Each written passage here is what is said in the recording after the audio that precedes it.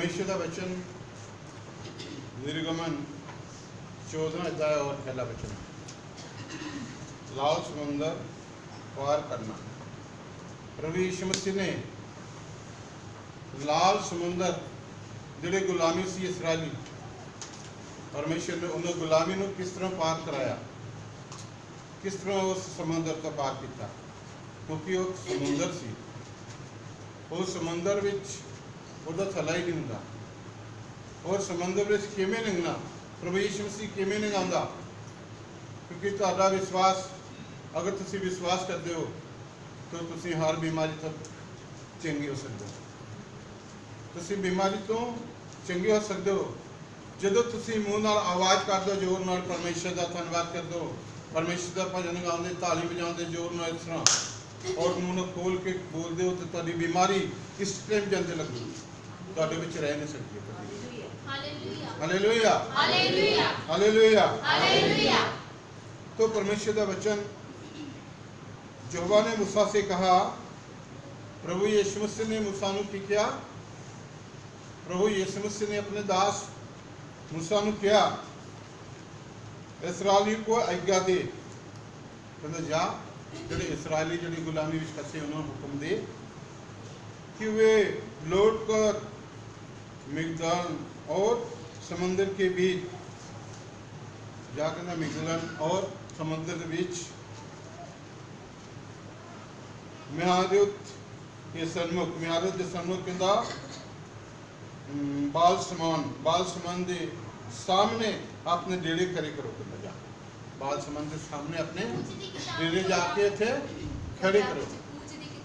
पंजाबी कुछ, पंजाबी दे विच कुछ कूच की किताबा और हिंदी विच है निर्गमन। अपने डेरे के अंदर जाके मूसा नूं कहंदा, उन्होंने परमेश्वर के मूसा नूं कहा उत्थे जाके उत्थे डेरे अपने खड़े करो, कहंदा उसी के सामने समुंदर के तट पर डेरे खड़े करें। उसी के सामने जिहड़े उत्थे समुंदर आ, उत्थे समुंदर के सामने डेरे अपना डेरा उत्थे खड़े करो, जाके उत्थे डेरा ला लो। प्रभु यीशु मसीह ने मूसा नूं ये गल कही, क्योंकि परमेश्वर किस तरह समुंदर पार करता, उन्होंने गुलामी तो किस तरह करता है। तब फिरौन इसराइलों के विषय में सोचेगा, फिर कहता फिरौन जड़ा राजा ना, फिर इसराइलों बारे सोचूगा कि भाई आगे की करना होगा। वे देश की उलझनों में फंसे हैं, उन्होंने उस देश के उलझन में फंसे हैं, क्योंकि उन गुलामी में फंसे।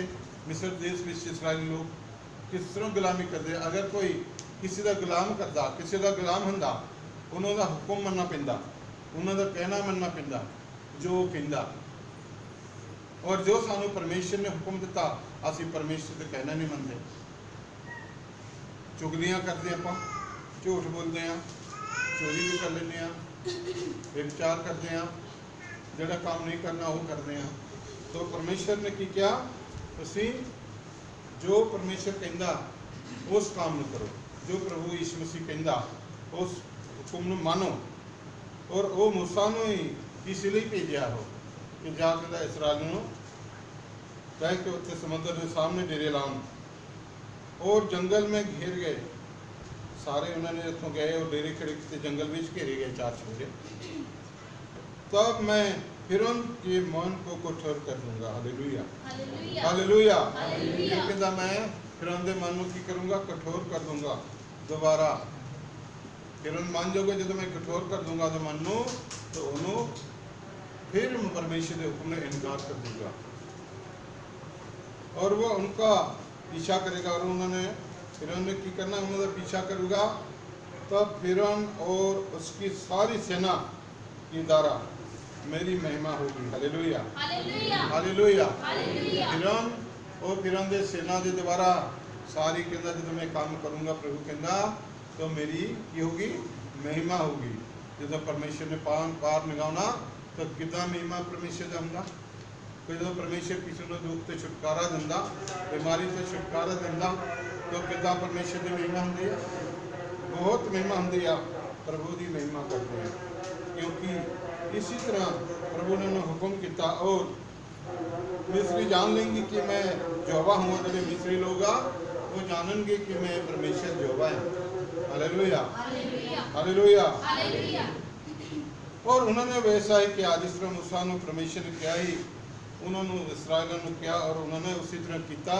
लाल समुद्र में जाकर उत्थे डेरे किए उन्हें सामने। और जब मिस्री के राजा को यह समाचार मिला, जब मिस्री के राजा फिरौन को ये समाचार मिला कि वे सारे इसराइली लोग निकल गए और उत्थे जाके डेरे खड़े किए समुद्र के लागे, कि वे लोग भाग गए, कहते सारे दौड़ गए इथों निकल के।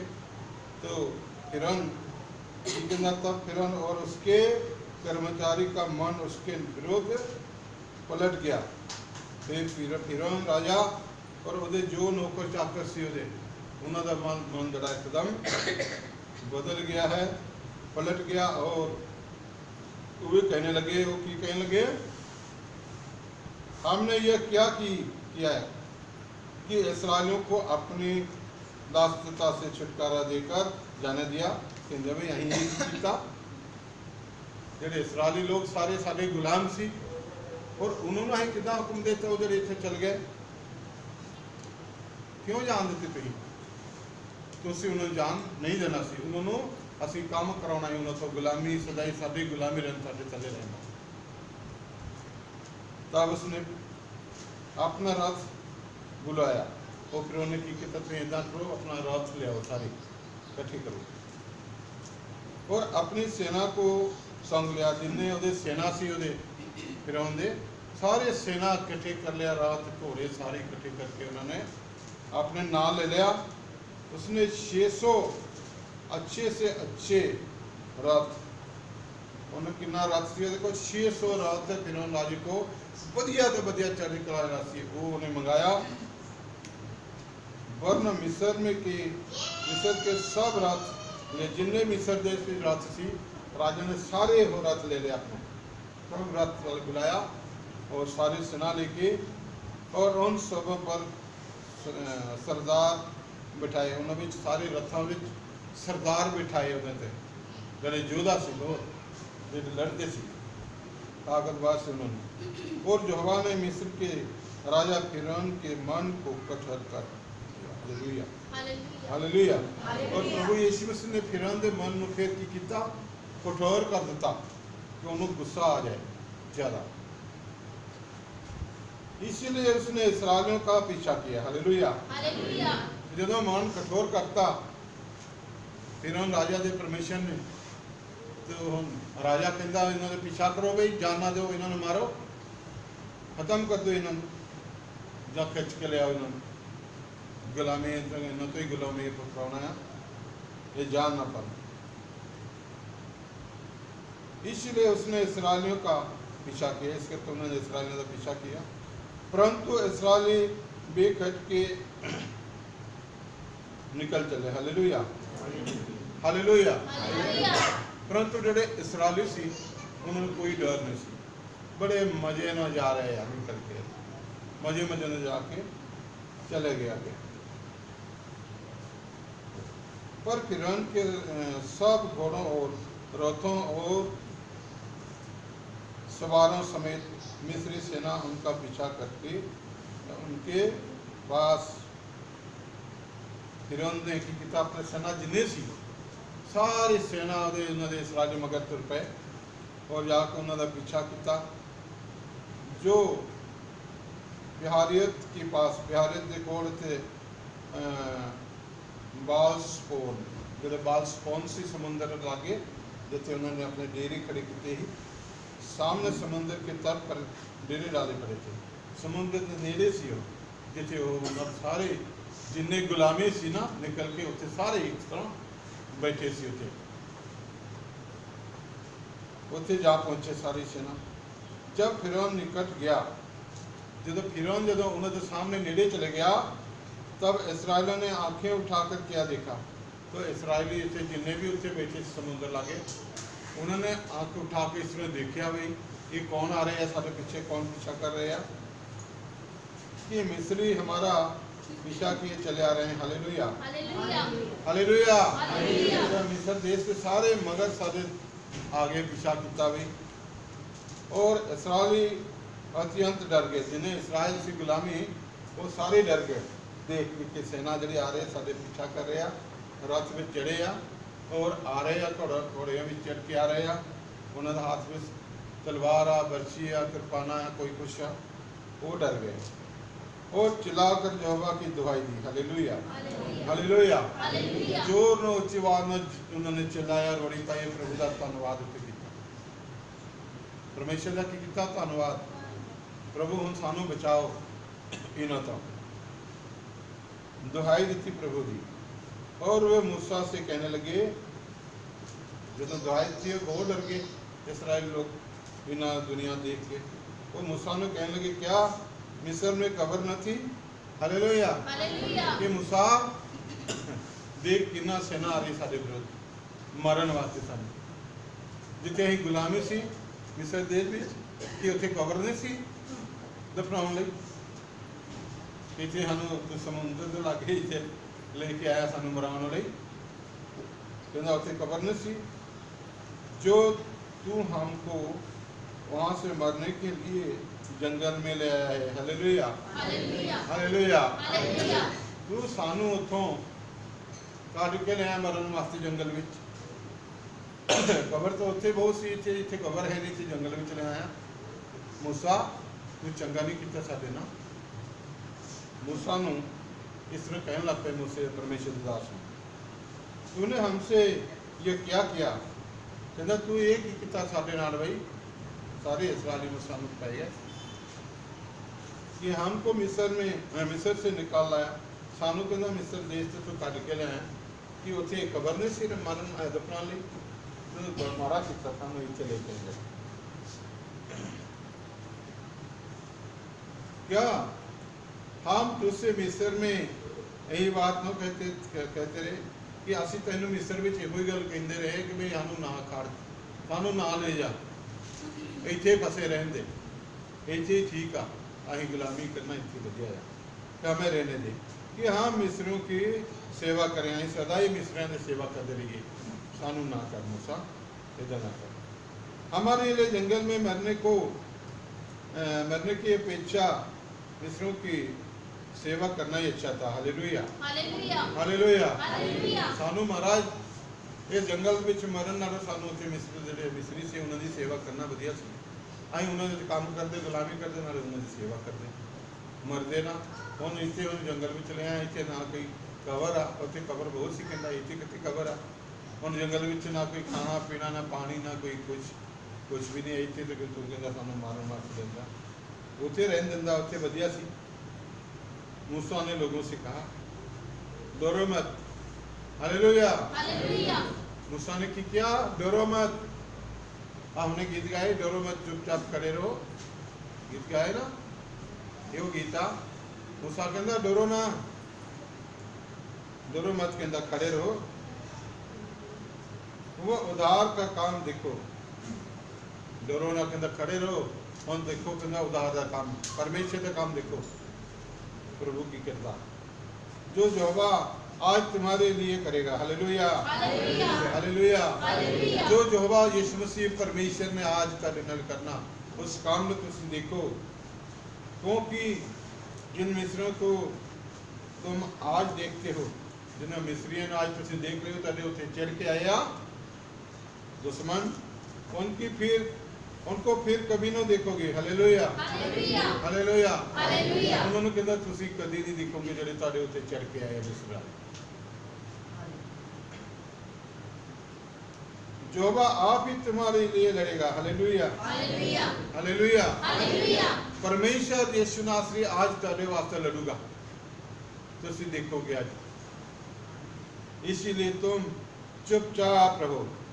परमेश्वर कहंदा, मूसा कहंदा इस करके तुसी सावधान रहो, चुपचाप मुंह बंद करे रहो, बोलो ना कहंदा बस। परमेश्वर यहोवा तुहाडे वास्ते लड़ूगा। तब यहोवा ने मूसा से कहा, तो प्रभु यीशु मसीह ने मूसा को कहा, तू क्यों मेरी दुहाई दे रहा है? कहंदा मूसा मेरी क्यों दुहाई दे रहे हैं तू?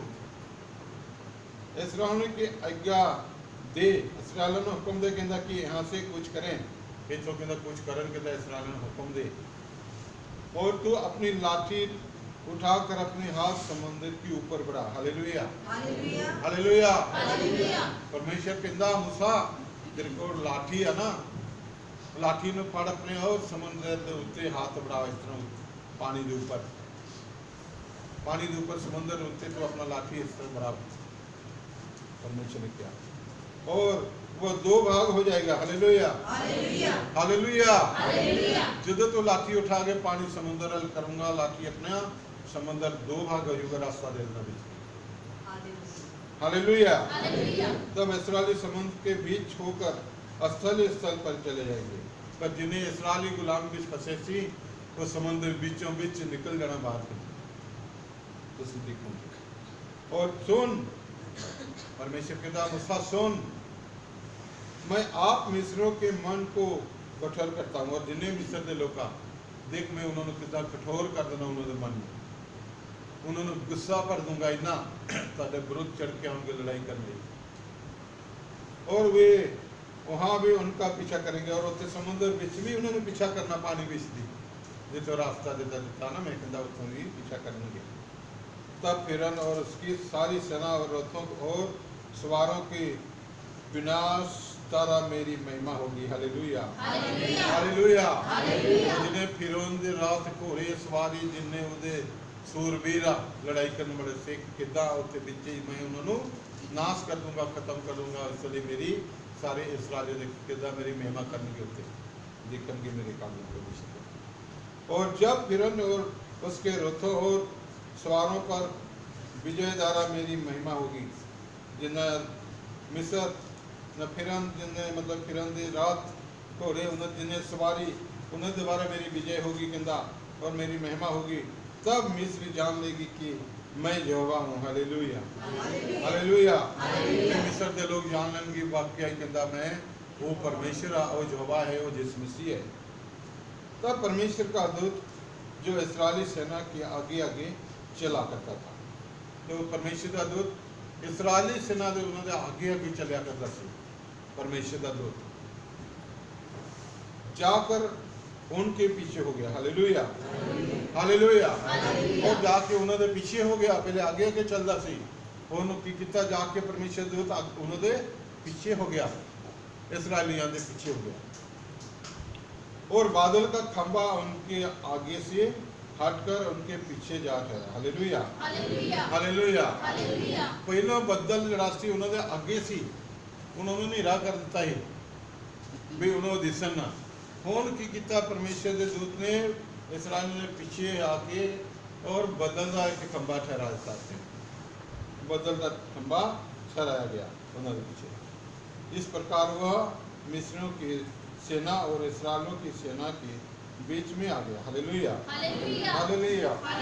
इसी तरह परमेश्वर ने मिस्र दे सेना इस्राएली सेना के बीच आ गया कभी। और बादल और अंधकार तो था, बदल और नेरा सी उथे, प्रभु ने उथे बदल और नेरा कर दिता है बहुत।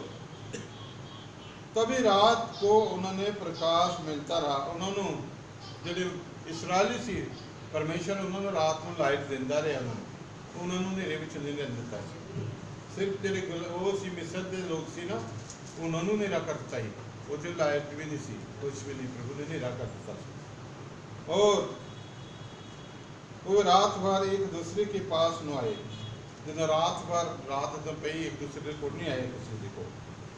तब मूसा ने अपना हाथ समंदर के ऊपर बढ़ाया। Hallelujah hallelujah. तो फिर देखा मूसा हम प्रभु के हुक्म ने मानिया, पर अपना लाठी चुकिया और समंदर के ऊपर इस तरह कर दिता, पानी के ऊपर बढ़ाया। और यहोवा ने रात भर प्रचंड पुरवाई चलाई, और रातों रात परमेश्वर ने बड़ी हवा नेरी इतना चला देती, प्रभु ने बहुत ज़्यादा नेरी चलाए होते रातों रात, और समंदर को दो भाग करके जल ऐसा हटा दिया। हालेलुया। उस हवा के नाल परमेश्वर ने समंदर में दो भाग करता, कभी रास्ता बनाया, और इस तरह हटाया, पानी दो भाग हो गया हवा के नाल, जिससे उसके बीच सूखी भूमि हो गई। हालेलुया। जो हवा चलाया परमेश्वर ने, जो हाथ चलाए तो फिर क्या समुद्र विच सुखी धरती बनाती गए, सड़क बन गई उधर।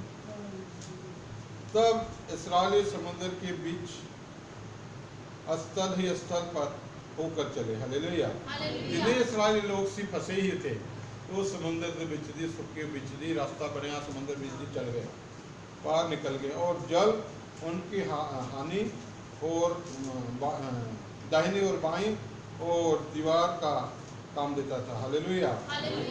सज्जे और खब्बे पानी एक कांद बंग बन गया, और जो दीवार बने थे ना कांद इस तरह बन गए, दबले और गब्बे रास्ता बनाया था प्रभु ने। सारे इसराइलियों ने समझ आया था मिस्री अत फिरौन के साथ घोड़े रात, और जेडे मिस्री सी फिरौन के नाल घोड़े रात, और उहदे जेडे योद्धा सी लड़न वाले सारे सवार उनका पीछा किए हुए समुद्र के बीच में चले गए। उन्होंने उन्हें पीछा किया, भी भज गए इसराइली, चलो गए, उन्होंने फड़िए, उन्होंने भी बिच पड़ गए रास्ते बिच दी, उन्होंने पीछा किया। और रात के अंतिम पहर में यहोवा ने बादल और आग के खंभे में से मिस्रियों की सेना पर दृष्टि करके उन्हें घबरा दिया। परमेश्वर ने बदल का खंभा और लाइट उसे इन्ना चमका मारे रात रात उसे उन्होंने घबरा दिता, और देख के जेडे मिस्र के लोग सी वो डर गए, भाई आ की होया भाई है।